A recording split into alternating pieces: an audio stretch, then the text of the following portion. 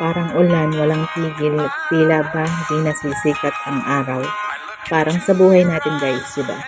Na-experience natin yung ulan na parang sunod-sunod na problema, buhos ng buhos, hanggang sa malunod na tayo at hindi na makahinga sa mga pagsubok na dumarating at pinagdadaanan natin sa buhay. Parang ulan, na sunod-sunod, na halos ayaw ng tumigil, halos ginaw na tayo sa lamig, na halos akala mo magkakasakit na tayo sa sobrang ginaw dala ng pagkabasa natin sa ulan. Parang ganyan din guys sa ating tunay na buhay. Parang pag in-apply natin yung ulan, parang din siyang pagsubok natin na hinaharap sa buhay, na para bang pakiramdam natin wala ng katapusan at hindi na muling sisikat yung araw. Kaya kahit anong mangyari, kahit anong bagyo unos ang dumating, asahan natin sisikat at sisikat pa rin ang araw. Kaya wag mawala ng pag-asa, nalubog man tayo sa ulan, sa baha, siguradong may panibagong araw na sisikat pa muli para sa atin. Kaya laban lang guys at maging think positive, at sa hamon ng buhay, hindi nawawala ang mapagod tayo, sumuko tayo sa ating mga pinagdaraanan.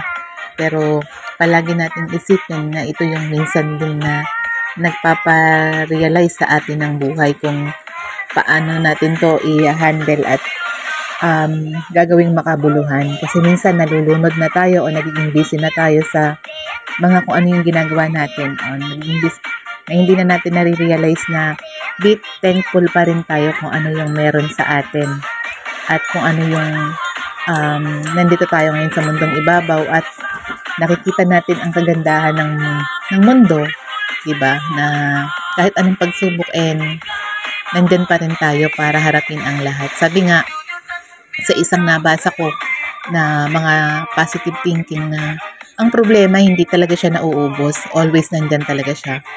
So ang problema kapag iniyak lang natin at pumunta tayo sa isang sulok at nagmukmuk, talaga hindi natin masosolve yun at dadagan at dadami pa hanggang sa hindi na talaga tayo makakilos. Ang realization doon guys, sa natutunan ko sa mga bagay na yon, dapat isa-isahin natin yung problema hanggang sa makaahon tayo. Kasi hindi naman talaga natin kayang sabay-sabayin yung problema na harapin lahat, lalo na pag sobrang bigat, di mo na alam kung paano ito. Kaya sabi nga doon, isa-isahin natin. Kung 10 siyang dumating, unahin mo yung pinaka-alam mong mabilis mong masolve.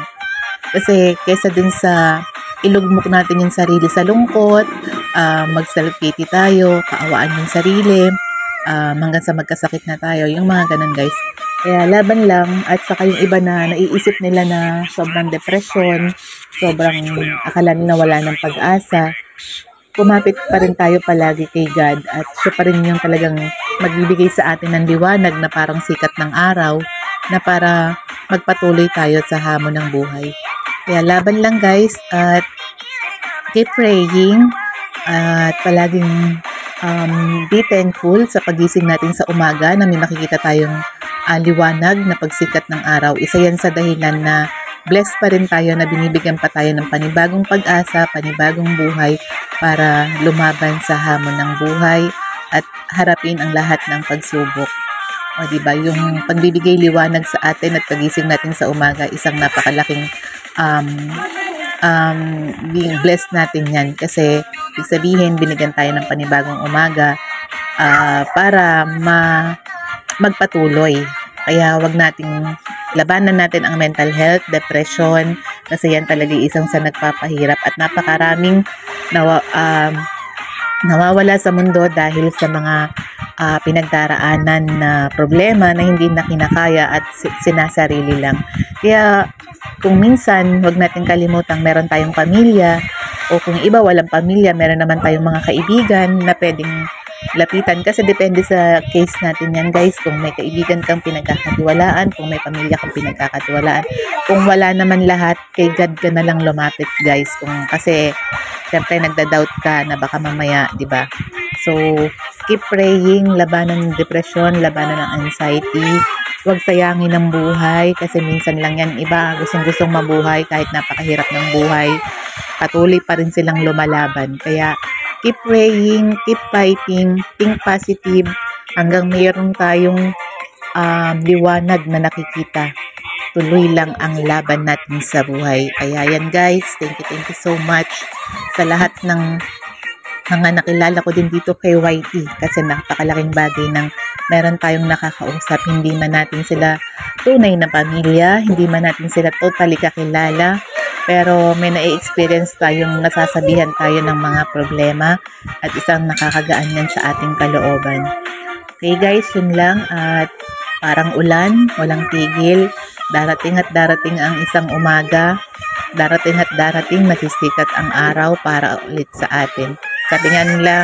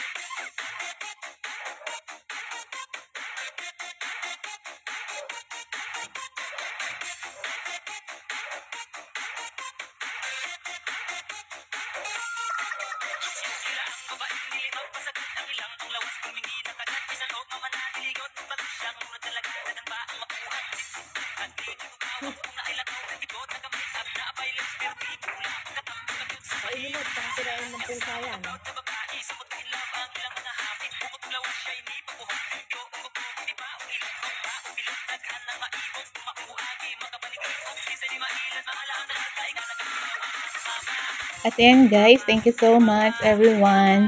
At happy lang kahit maliit ang bahay ko.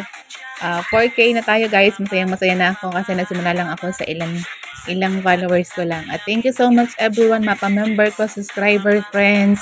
Sa inyo pong lahat, malaking party po kayo lahat ng journey ko dito kay YT World. Kaya thank you so much everyone. Sana po patuloy kayong nandyan lahat at walang iwanan, at patuloy din po akong makikipag hawak kamay sa isa't isa.